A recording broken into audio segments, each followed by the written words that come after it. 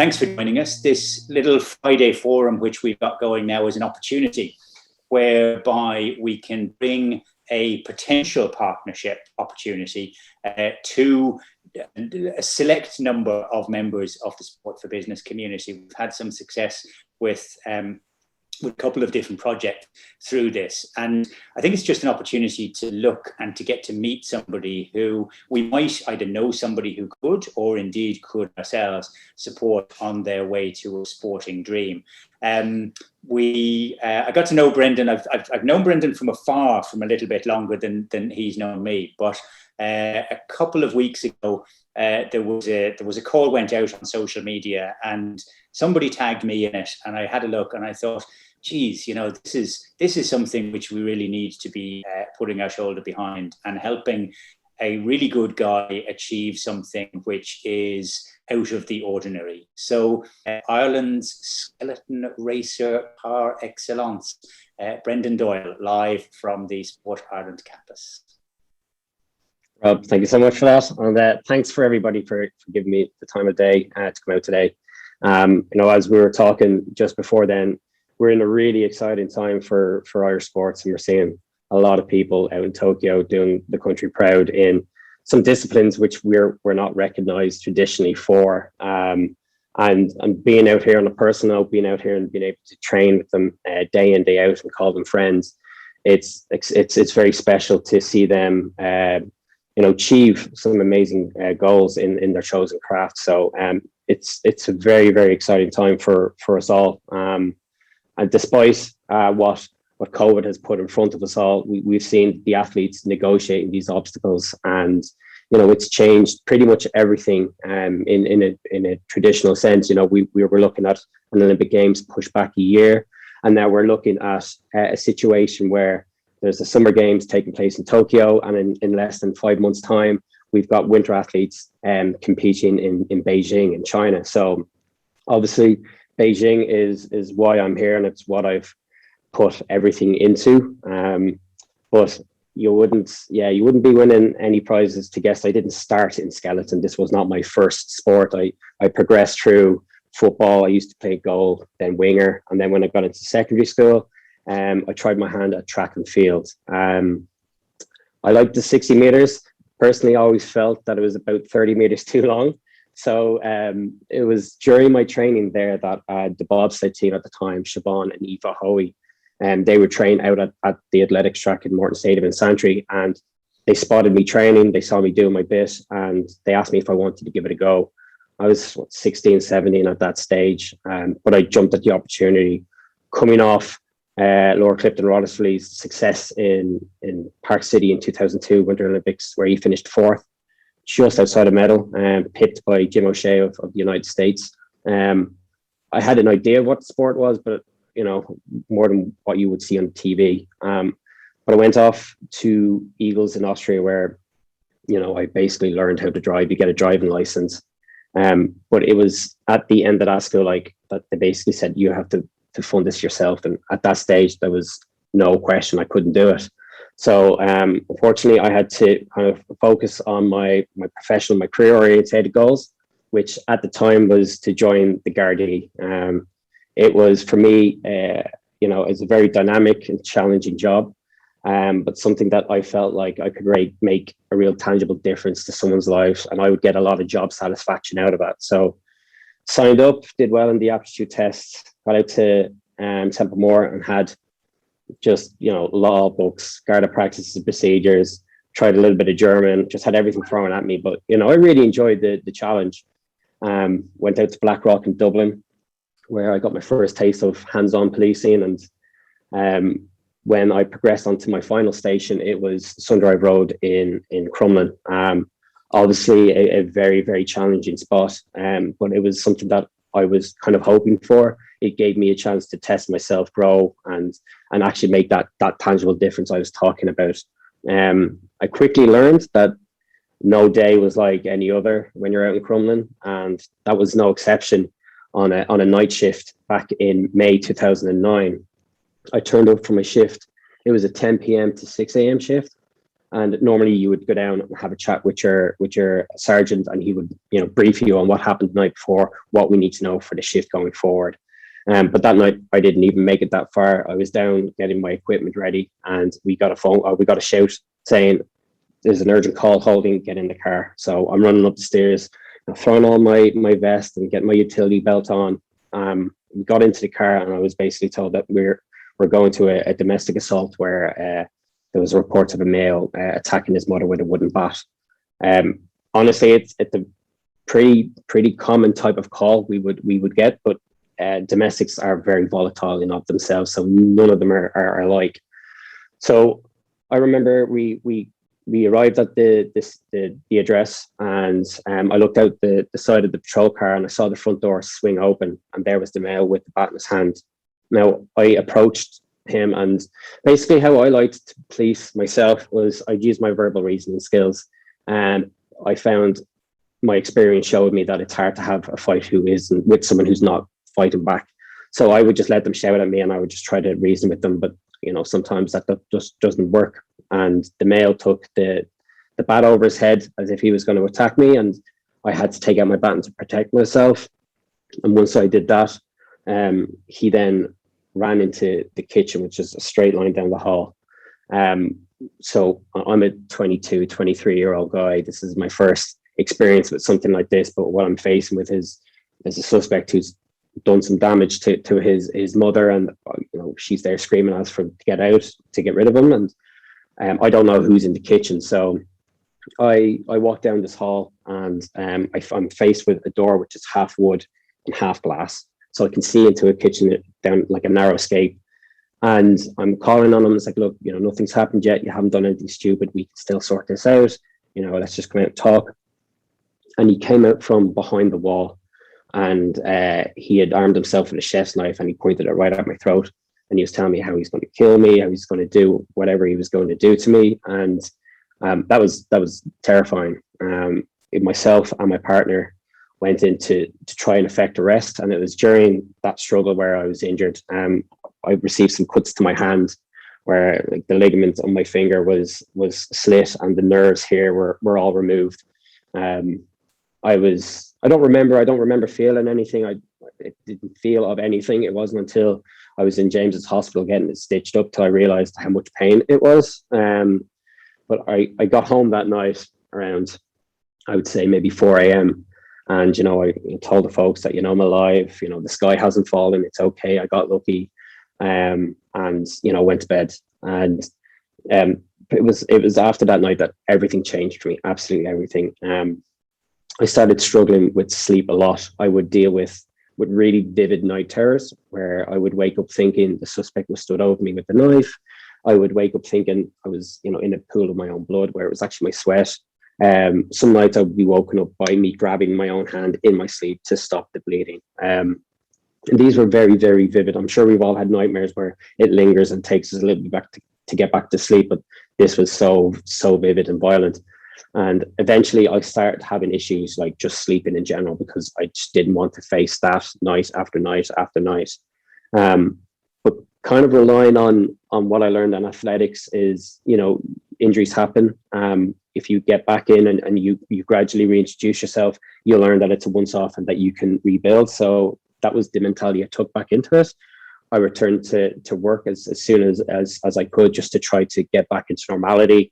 And it was then I experienced my first panic attack, and that was on duty. I was in the patrol car, and we got a call for a D drive, which is basically a dangerous driver, someone driving erratically, drunk driving.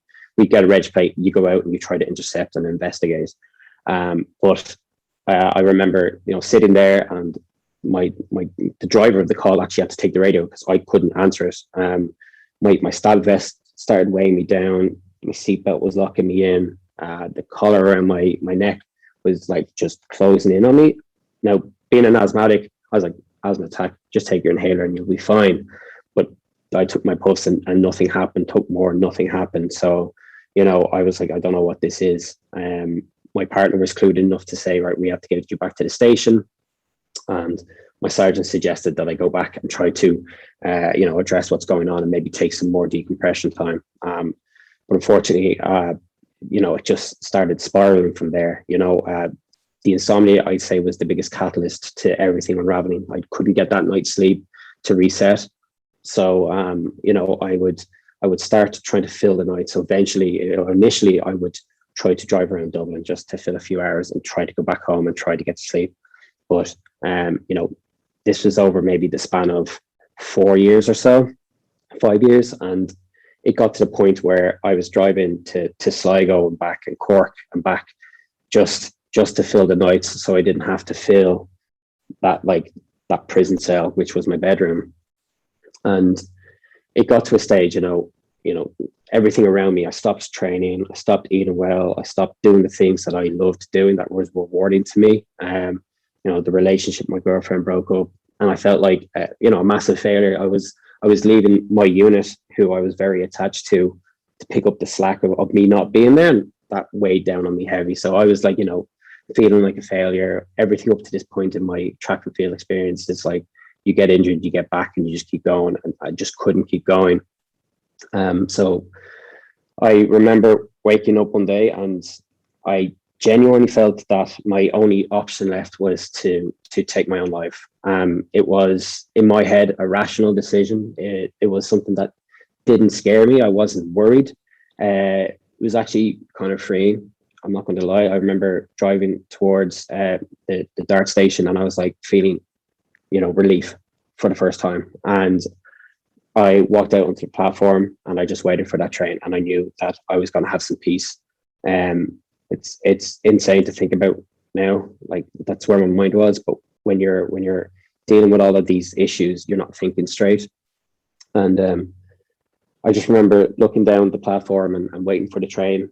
And I just heard this voice behind me, a small girl saying to her mum, "I'm excited for my day out," or, "I'm excited for this." And I was like, I can't do this in front of her. Whatever, there's other trains, I just can't do it in front of her.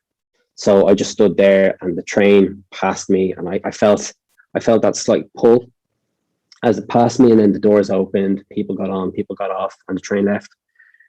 And I got back to my car, and I just broke down, and I realized, like, I'm lucky. A red light would have made the difference between all of that.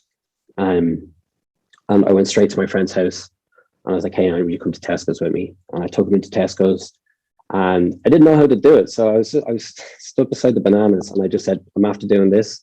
I'm telling you this because I want to be held accountable. I don't want to put this on you, but I just want someone else to know that I'm not okay, that I tried this, but I want to try to beat it." And, he was always very close. He would sometimes go on the drives with me because he was worried that if he didn't go on the drives with me, I may not come back. And he saved me. He was that outside influence that just made me, do the things that made me smile. And for me, that was the gym, getting back to some sort of training, be it, half an hour every 2 or 3 days, just nothing big. And it took some time for me to get back into those habits. And showing up to the gym in Morton Stadium, I was starting to see a lot of the friends that I had from track and field. And one of the girls came up to me and said, "Man, you should try, come back. You're tipping away here. Why not come back for a fun race?" And I was like, this is a goal. Let's try this. So I'm a Raheny Shamrocks man. That's where I started athletics, and it's where I finished athletics. And I tried the events. I tried some sprinting, and I did okay for what I wanted out of it, just to enjoy it and to run fast. And I'll never forget it. I was out at the senior championships, and the president of the Irish bobsled was actually over watching one of his athletes do triple jump. He lived in the UK because he was working with Skeleton Bobsleds UK. So he was just over for 2 nights, and he came up to me and said, "If you want to give this a go, we saw you had talent back then. There's an opportunity now to do it." And I was like, this is wild. Like, when I left Skeleton, it was like, I bought a Ninja to try to replicate some kind of speed. I just needed something. And I was like, I'd never have Skeleton again. And here it is in front of me after everything. And I was like, this is incredible. So I tried it. I did my research, and I said, I'm going to go off to a track and see if I still have that same flame. And I got out there, and I loved it. Everything about the sports was still there. My initial passion, my willingness to take those hits on the wall, make those mistakes, all that kind of stuff was there. I just loved it. So, I made a real competitive push for the Winter Games in 2018, which was basically my second season in the sport. Had a small freak accident out in Whistler where I hit a wall at 135 kilometers an hour and sprained my ankle. And that haunted me for the whole season. I wasn't able to keep the pressure in my foot. That year in of itself was exceptionally difficult for me. My dad, just before leaving, passed of cancer. He was a smoker, and that just rocked my world. But I was like, I'm doing this. He was my biggest fan.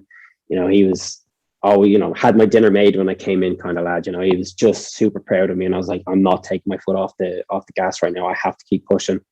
I missed out by a single point, which was just devastating. It was literally down to the wire. And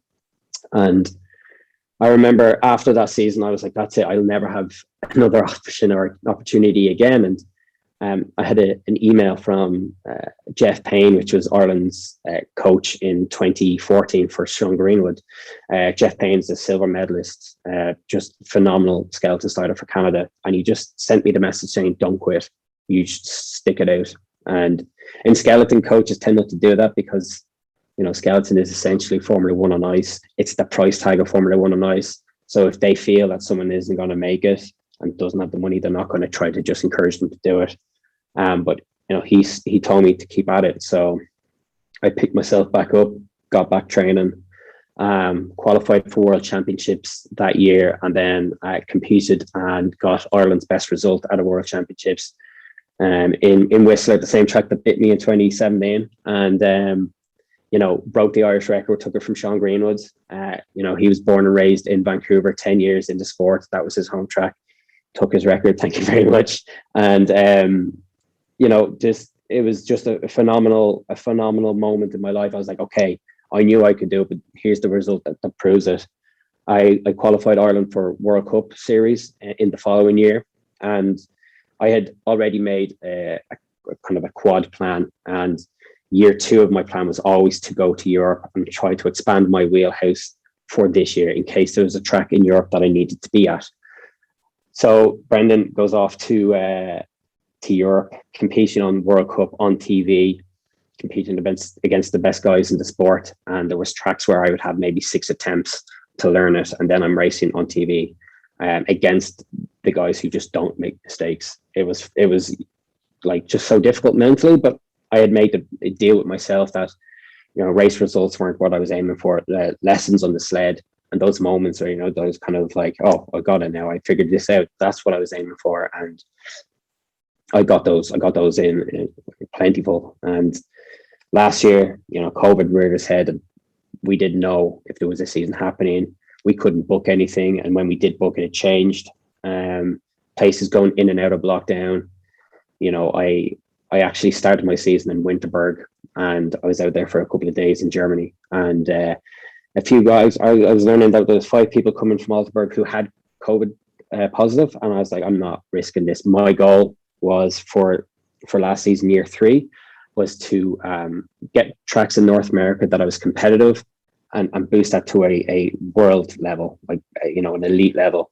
So I was like, it's not worth it. So I left. I left that night in Winterberg, drove home, and I flew out the next day or two to Utah, where I stayed the 90 days. I know that because the Department of Homeland Security rang me and texted me saying your visa's up, get out. So I remember that. But I used my time in Park City to really hone my craft and lock Park City down as one of those tracks where if I'm turning up, people are going to say, yeah, he's on the podium, or he's top 5, or he's top 6. He's going for big points.